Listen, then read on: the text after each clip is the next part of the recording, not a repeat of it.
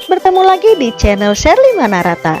Hari ini kita akan belajar muatan pelajaran IPS tema 4 subtema 2 kelas 5. Materi hari ini adalah interaksi manusia. Masih bersama dengan Ibu Sherly Manarata, gurunya anak smart. Jangan lupa bantu subscribe, like, komen, serta share channel Sherly Manarata agar channel ini bisa bermanfaat untuk pembelajaran kita semua. Baik Smart Class, yuk kita mulai belajarnya. Semangat! Interaksi manusia dibagi menjadi dua. Yang pertama, interaksi manusia dengan lingkungan alam, dan yang kedua, interaksi manusia dengan lingkungan sosial. Interaksi manusia dengan lingkungan. Dalam kehidupan sehari-hari, manusia terus berinteraksi atau berhubungan dengan alam.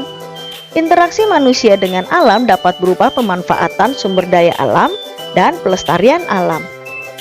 Interaksi manusia dengan lingkungan hidup diantaranya menyiram tanaman, menanam tanaman hias, mencabuti rumput liar, menyiram halaman, merawat hewan peliharaan, dan memberi makan dan minum hewan peliharaan.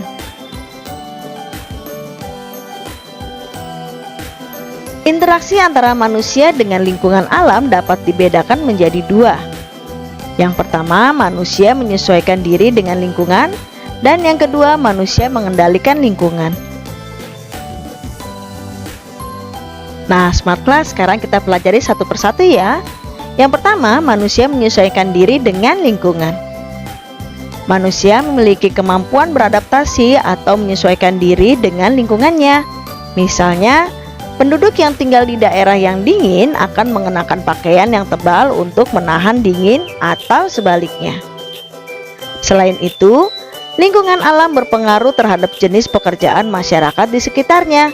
Contohnya, penduduk yang tinggal di pesisir sebagian besar bekerja sebagai penangkap ikan. Yang berikutnya adalah manusia mengendalikan lingkungan. Dengan teknologi ciptaannya, manusia dapat mengendalikan lingkungan. Di bidang pertanian, manusia dapat memperbanyak jumlah tanaman dengan teknologi kultur jaringan. Di bidang meteorologi, manusia dapat menciptakan hujan buatan. Lingkungan alam menyediakan bahan baku bagi kegiatan produksi. Contohnya, produksi mebel dengan bahan baku kayu, produksi semen dengan bahan baku batu kapur. Kegiatan produksi berperan dalam memenuhi kebutuhan penduduk. Kenyataan ini membuktikan bahwa lingkungan alam mempunyai andil dalam pembangunan. Ya, Smart Class, sekarang kita masuk interaksi manusia dengan lingkungan sosial. Lingkungan sosial adalah lingkungan yang berisi makhluk sosial, yaitu manusia beserta aktivitas di dalamnya. Lingkungan sosial sangat berperan dalam membentuk karakter seseorang. Contoh lingkungan sosial antara lain: yang pertama, lingkungan keluarga atau rumah. Yang kedua, lingkungan sekolah. Dan yang ketiga, lingkungan masyarakat.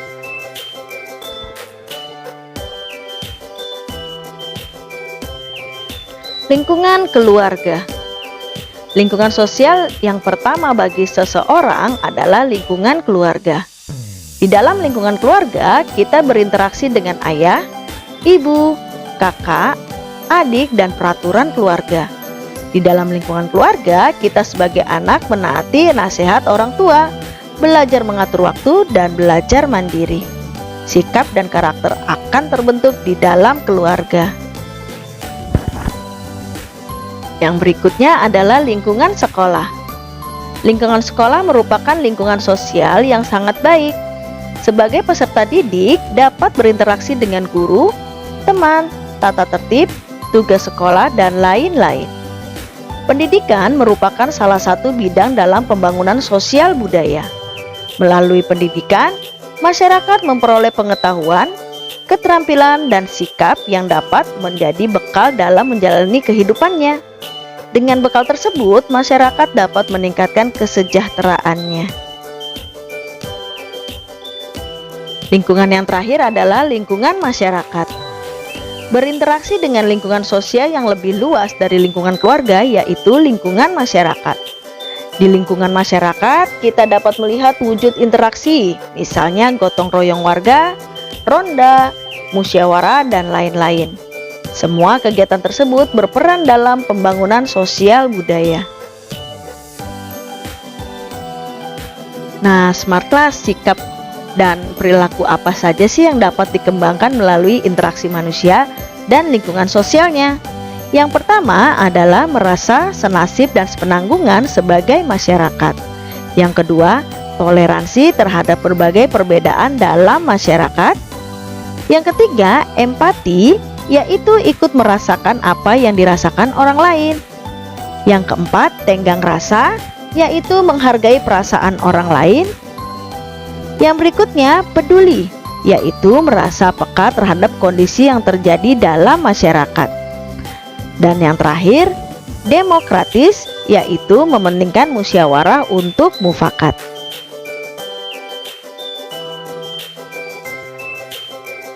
Smart Class, semua tentang interaksi manusia sudah dijelaskan. Sekarang giliran Smart Class semua untuk mengerjakan LKPD berikut ini. Kerjakan soal-soal berikut, lalu jawaban dikirim di Classroom ya. Semangat mengerjakan! Terima kasih bagi Smart Class yang sudah menyaksikan video ini. Semoga video ini bisa bermanfaat untuk kita semua. Jangan lupa bantu subscribe, like, komen, serta share channel Sherly Manarata agar channel ini bisa bermanfaat untuk pembelajaran kita semua. Baik Smart Class, jangan lupa ya, tunggu video berikutnya. Sampai jumpa. Dah Smart Class.